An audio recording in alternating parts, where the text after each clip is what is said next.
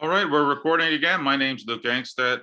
I am the host of the podcast Knowledge Wars. I'm also an author of the book The Musings of De La Pew, which is a 20-year investigation into the nature of God, the nature of the universe, existence, human beings, and the relationship between all of them. I have my guest Albert again. Albert was here. I think this is Albert's second time, so it's good to see Albert again. Albert, how are you doing? Good, thank you. Great. Pleasure to be here. Thank you. And last time we had Albert, we had Bob and Danielle on the call, and it was the first time I ever had four people on, and it was a bit crowded and a little bit awkward for me trying to get a feel for the best way to keep the conversation flowing with three other guests. But I'm kind of happy to have just Albert here today because I know Albert is interested in esoteric history, esoteric knowledge of the Bible, and even like codes and the symbolism of the Bible. And something that occurred in our last conversation, the one where we had all four of us on, was we talked about, it came at the subject of what the Illuminati and various secret societies throughout history consider to be the great work of history. And this was recently brought to my attention by a friend of mine who's also a dedicated researcher. His name's Nico Rocco. And a few weeks ago, Nico brought up in my conversation that he discovered that the Illuminati believe that the great work of history for them is to correct the error at the heart of existence, and what they consider the great error of the creation of duality, and that they believe that the demiurge, which isn't quite the big kahuna, isn't quite infinite eternal consciousness, God, the big G, but the demiurge created this world of duality. Way back when, I mean, maybe moments after the Big Bang, or however people perceive or conceive the origins of the universe. But nevertheless, the Illuminati believe that their great work is to correct this error of the creation of duality, the creation of good and evil, light and darkness, the separation between, the sea and the land, the heavens and the firmament from the earth, hot and cold, old and young. Close and far. I mean, we live in this world of opposites, and Plato touched on his theory of opposites and how everything in the universe is moving its way back and forth between their opposites, whether it's at a glacial speed or whether it's instantaneously. But this concept of opposites, I mean, most of us are familiar with the idea that the universe that our world is composed of opposites, where we're always being able to make contrast between things, not least of which good and evil and light and dark. And this got me thinking, about the Bible and what the Bible has to say about this. So intuitively, I thought, well, why don't I just start reading the first couple verses of Genesis, and then I will compare them to the verses in the last chapter of Revelation and see what I find. So I came to this with no preconceived conclusions of where it's going to take me, but I was really fascinated by what I found. So I thought that it would be a great idea, just for the record, to even read those verses. And I'm really happy to have Albert on, because I know Albert's been a lifelong student of the Bible and hidden history as well. So Albert, I think I got my Bible, and I was going to read them out loud. That way they're on the record, and then we can discuss them afterwards, because I was really amazed by what I found. So starting in Genesis chapter 1, verse 1. In the beginning, God created the heaven and the earth. There's the description of the duality again. And the earth was without form and void. So the duality was created from a singularity of darkness and the void, without form. And darkness was upon the face of the deep, again, describing the singularity. And the Spirit of God moved upon the face of the waters. And God said, let there be light, and there was light. The creation of light from darkness. So again, we're talking about the creation of duality again. Verse 4, and God saw the light that it was good, and God divided the light from the darkness, describing the duality. And God called the light day, and the darkness he called night. And the evening and the morning were the first day. Again, was the first day. Again, we're talking about the dualities. I mean, the opposites, night and day, evening and morning. And God said, let there be a firmament in the midst of the waters, and let it divide the waters from the waters. And God made the firmament and divided the waters which were under the firmament from the waters which were above the firmament. And it was so.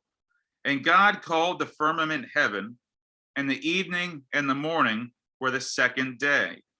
And God said, let the waters under the heaven be gathered together unto one place, and let the dry land appear. And it was so. Again, the creation of a duality. And God called the dry land earth, and the gathering together of the waters called he the seas. And God saw that it was good. So there in the first 10 verses of chapter 1 of Genesis, we hear the creation of the duality in the universe from a singularity. In this instance, from the beginning, a singularity of darkness, a singularity of the void, a void without form. So from a void of darkness without form, that from that singularity came the creation of duality, our world of duality that we live in and experience today. So when I went to Revelation chapter 22, the last chapter of the Bible, and read the first 5 verses of that of chapter 22 of Revelation, it was quite interesting, to say the least, what I came upon. Okay, so Revelation chapter 22 verse 1, and he showed me a pure river of water of life, clear as crystal, proceeding out of the throne of God and of the Lamb. Sounds like a singularity to me, a pure river of water, clear as crystal. It's a singularity.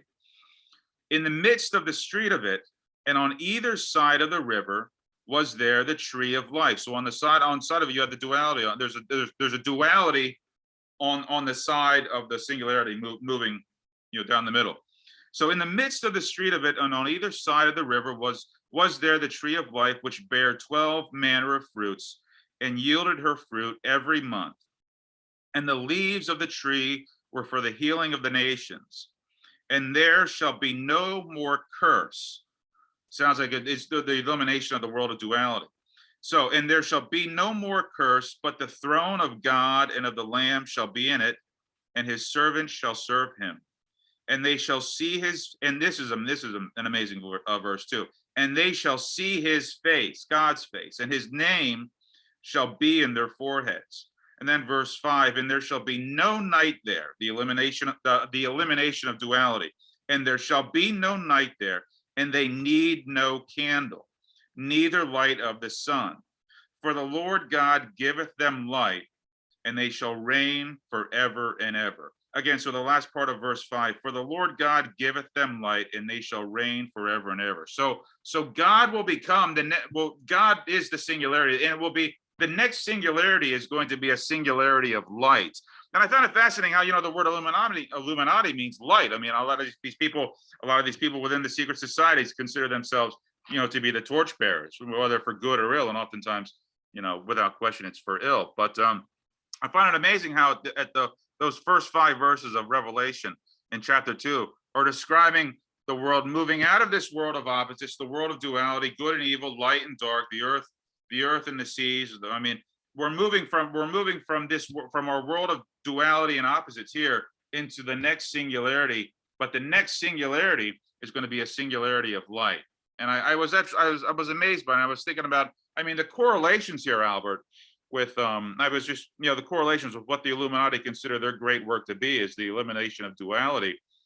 It's too much to bite off, right? I mean, it's really some heavy shit, to say the very least. And I was fascinated by that. Really, and there's a lot of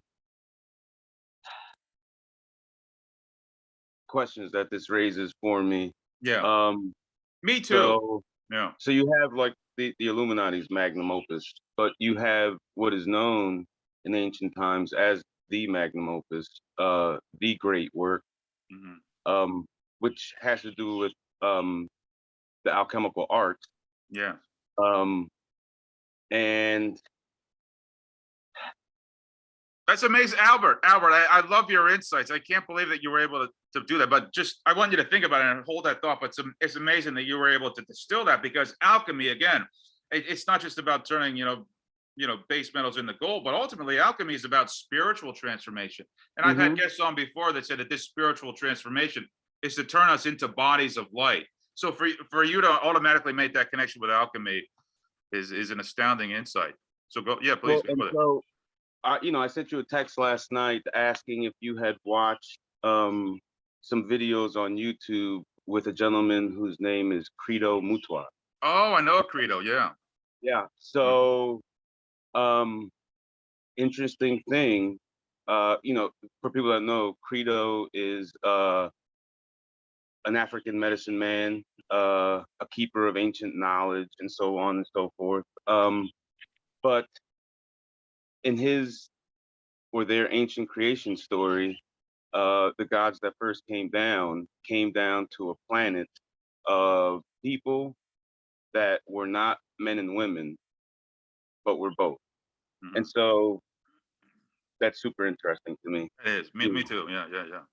Uh, just, just, just that. But I also wonder from time to time, like if you delve down into alchemy and what people, we have to understand about alchemy is nothing was ever written for, recipes or whatever was always hidden in words and how they stated things and or images.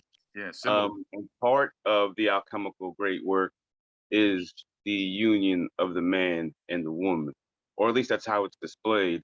Hmm.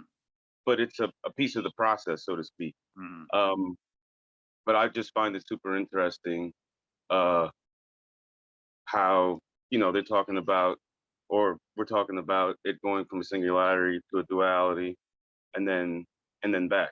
Back to another singularity, but yeah, two distinctly different singularities. One is a singularity of the void and the darkness without form, to a singularity of pure light, which I mean, there's no, I mean, the word we have for that is God. I mean, I guess, I mean, God, infinite eternal consciousness. It goes by many names, and historically and even Hmm. today, but it would be God, right? I mean, there would be a singularity of just God experiencing Himself in eternity again. Yeah. And so, what insight did your friend Nico have?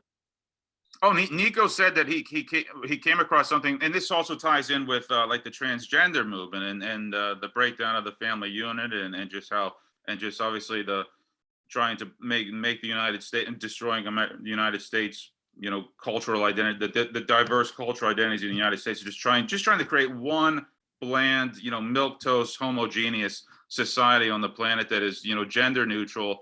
That their sexual orientation is neutral, and he said that a lot of the transgender movement is based upon this concept of the Illuminati trying to correct the error of opposites and of duality in the universe, and one of that is correcting the opposite of having men and women, and having male and Hmm. female and people that are heterosexual and trying to eliminate that and trying to make us to be all sexually fluid and ambivalent and ambiguous to what was once distinct differences in the genders. That's just part of the agenda. But yeah, that And was his insight. and so, do you think that my question is, uh, I mean, we understand that that's probably their goal, Yeah. but do you think that is the goal of the creator? I don't. I Neither. really don't, because if it was, I mean, why the necessity for all the smoke and mirrors and deception, right? I mean, I think that if your mission is above board, you don't have to lie to people, you don't have to coerce them, you don't have to use the threat of physical threat or to threaten them with their livelihood and saying, like, for example, if you don't get this compulsory shot, you're not going to be able to enter a grocery store or go to your place of employment or even to be in business. I mean, you don't have to threaten people if you're above board, right? If your Right. intentions are good and right or just good, and you don't have to threaten people. So no, I detect a very ominous, sinister agenda here, and I think it really does. It still comes back to power and control for the sake of power and control, and they just want to And rule I, the world, right? yep. I do. Yeah. And I think that it's my opinion from the research that I've been able to do that um, the quote unquote alchemical works um, were left from the past antediluvian segment of history Mhm. with no clear way to decipher. Okay. And I think it's my opinion that the Illuminati, sorry, I gotta look more at the screen, but it's my opinion that the Illuminati, being ancient, got their hands on these books and don't really understand it at all. Oh, really? Yeah. Yeah, I think that's where the idea of the, you know, in alchemical works, it talks about the making of the quintessence, and in the making of the quintessence, you got to join man and woman and all this stuff. But it is describing a process and not to be taken as literal. And you know, I think as far as like that work goes, um, it's got to be informed by God, and I don't know that they are Godful people, and so I don't think that they can ever have a clear understanding of it. And I agree with you, Albert. And it comes back to like for example, you take Nikola Tesla. And I think Nikola Tesla, he was an alchemist as well, and it boils down to do you have good intentions or do you have evil intentions? And I think that it because this esoteric knowledge is neutral. It's just a matter of where's the person who's using it and putting it into practice. Are they coming from a place of evil? Are they coming with ill intent? Are they using it for the power and control and to use this power to lord it over the rest of the people? Or are they using it to from a place of abundance, and are they looking to help raise the global consciousness of the entire planet? And I think like I take Nikola Tesla for example. I mean, from my understanding of Nikola Tesla is that in order as an alchemist, I mean he was able to access this free energy source in the ionosphere almost effortlessly because he was a master of meditation as well. I mean, it wasn't a question of trial and error and lifting heavy boulders up mountains and it wasn't laborious work. It was a matter of him finding a way to still the mind, to quiet the mind, just to lay down and just I mean to practice the ancient spiritual Hindu practice of meditation and other obviously it's not just the Hindus, but through meditation, it was through meditation that he was able to have direct access to this energy source in the ionosphere, and he found a way to, well, purportedly he found a way to provide free energy to the entire planet, and obviously the powers that be. I mean, they don't like that because that's it's a lot of money loss. I mean, we're talking about Hmm. billions and maybe trillions of dollars, so they intentionally suppressed his understanding of it, and again, it comes back to the information the esoteric knowledge is neutral, but it's how you use it. And I think that I think the controllers of the world, I think without question have very I mean they just have evil with a capital E intentions. I mean they are it's as dark and I mean it's an abomination what they are trying to Exactly. do. So yeah, Exactly. it's a matter of what do you want to how do you want to what do you want to do? What do you want to accomplish with this knowledge? And they have just they have Bad the intention. worst of intentions. Yeah. Absolutely. Absolutely. Yeah. Yeah, it's been I started looking up. Well, you know, occult has a bad connotation to it, but occult Yeah. just Yeah. means hidden. Yeah. And so I've been looking for hidden knowledge for quite some time. Um I came across a bunch of alchemical stuff, and it's super interesting because um I spoke about that Linda book, Hmm. um and I ordered it. It's the third edition this gentleman made, but it has some old images in it. I saw only one from a video, Hmm. and it seemed like an alchemical image to me. Oh, really? Like in it is hidden the process. So I'm really interested to get my hands on the book and see um, what all's in it as far as those images are concerned, and actually get to read it because I watched a couple of videos on it, but it's like a movie. There's nothing like actually reading and get your hands on. You know what I Mhm. mean? But I'm really interested to read and see what all it has to say. Yeah. I mean, it doesn't much inform what we're talking about now, but um, yeah, super interested. Mhm.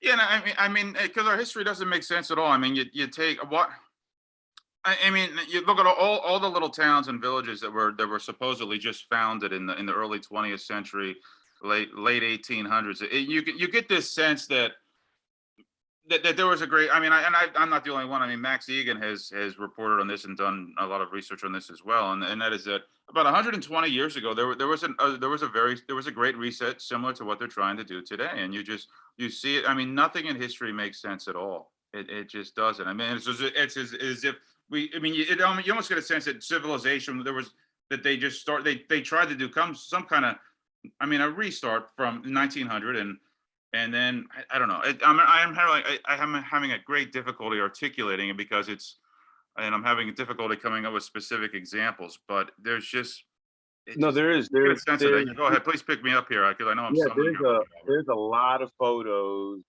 It's weird because there's a lot of photos in the 1800s of empty cities. Yeah. Really, really incredible. There's in the turn of the 18th, early 1800s, there was a displaced people. Hmm. Nobody really knows where they came from. Hmm. Um, have you heard of or delved into like the Scythians, Tartaria? I Um, haven't really. No, no, I'm not too oh, familiar with that. it is really, really interesting. Throughout history, they've um, you can hardly find anything about the Scythians um, and the Tartarians, Hmm. but I just saw the one scholars from San Francisco. say, Oh, like there are just the tunnels underneath San Francisco. There's almost like an underground city under San Francisco with these tunnels, and that there's no record of how they were built. I mean, it's just a massive underground system under San Francisco, and that's just one of many examples. But that one just popped into my head, and like there, I mean, again, there is no record of how this was built, but it's there, right? yeah. Yeah. Well, and then Yeah. to speak of a reset, um, there are a lot of people talking about a mud flood, and there's a lot of images from a lot of different cities around the world where you're at street level and you see, a little what looks like the top of a window, a round section of the top of a window. Mhm. Um, People have dug down, and there's 15-foot more building. Oh, really? Wow. Oh yeah, like I Yeah. mean, but it's not just one place. There's a lot of different places on the earth where this is the case, and Hmm. people are saying that reset took place, and there was a mud flood Hmm. that covered a lot of stuff. So down in San Francisco, you'll find stuff that buried down low because it all got covered by mud at some point. They're saying I haven't had enough time to go down that rabbit hole. Yeah. Um, but those people also do mention a nation called Tartaria Hmm. that seems to have been wiped from history. But there are old maps of old bits of information, um, and it's a really, really interesting rabbit hole to go down. Hmm. Yeah. Seattle too also has an underground city too. I mean, I'm an underground. Yeah, because they have I mean, I lived in Seattle for 6 years, and they had an underground Oh tour wow.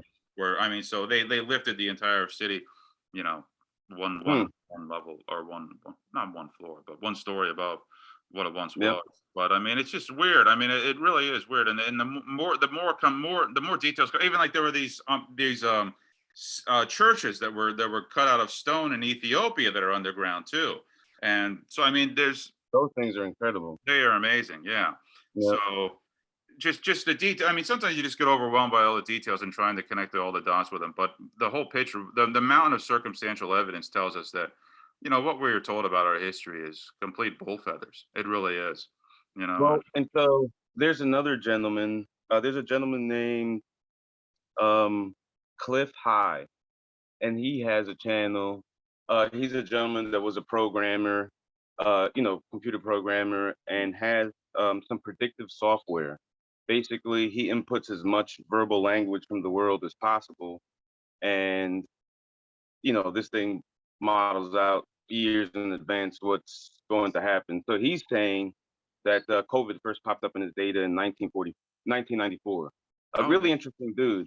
Oh. But Wow. he, in one of his videos, he was discussing this period of time where it seems like some people are saying we're missing 700 years, anywhere to 1300 years. Hmm. And he goes into the 1800s here in the US and the major fires that we had in a bunch of Seattle was one, New York Yes. was Seattle. another. Yeah.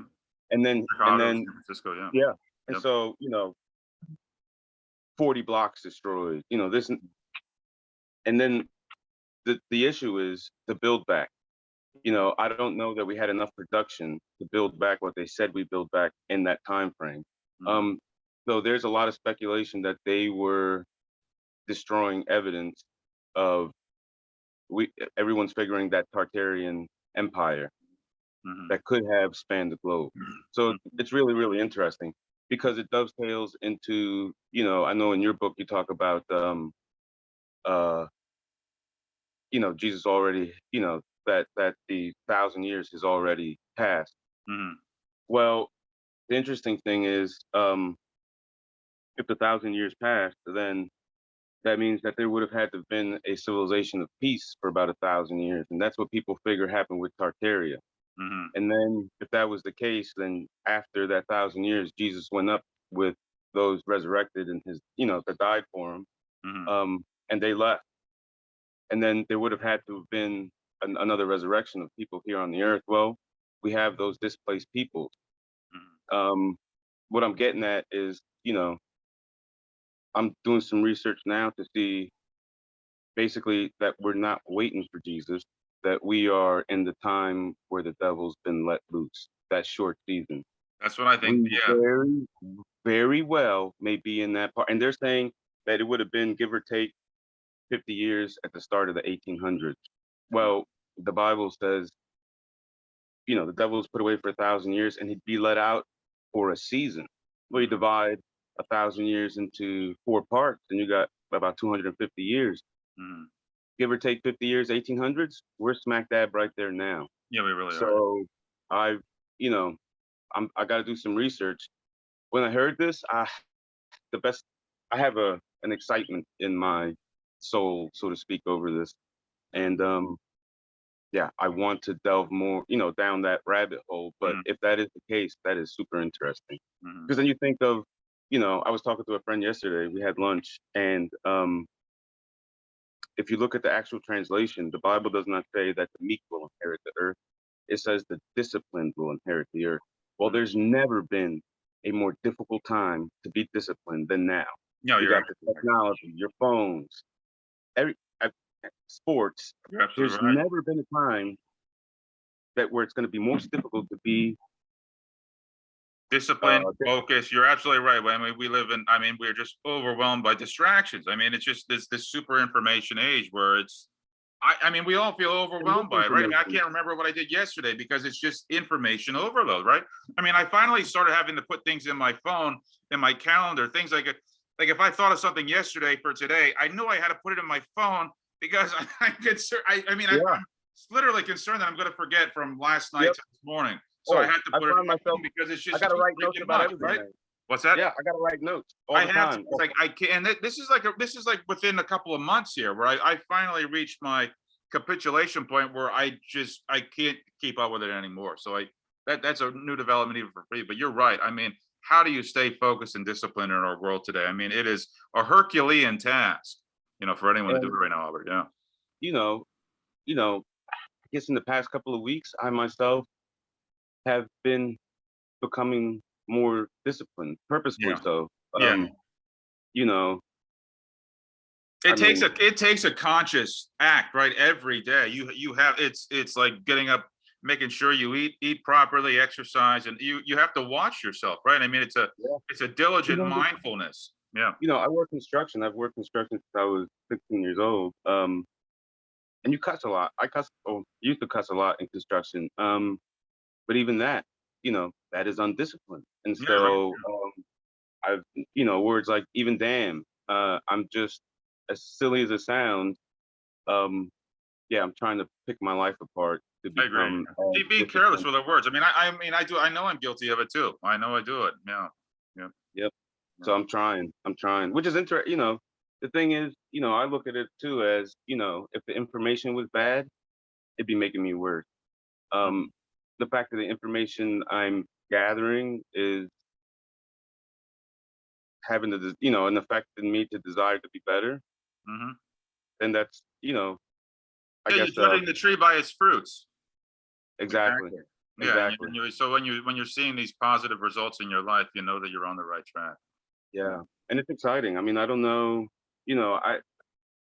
so the gentleman that was my boss at the I resigned from the company I was working at, but he was a nuclear engineer at one point. Really smart dude, um, lifelong Christian.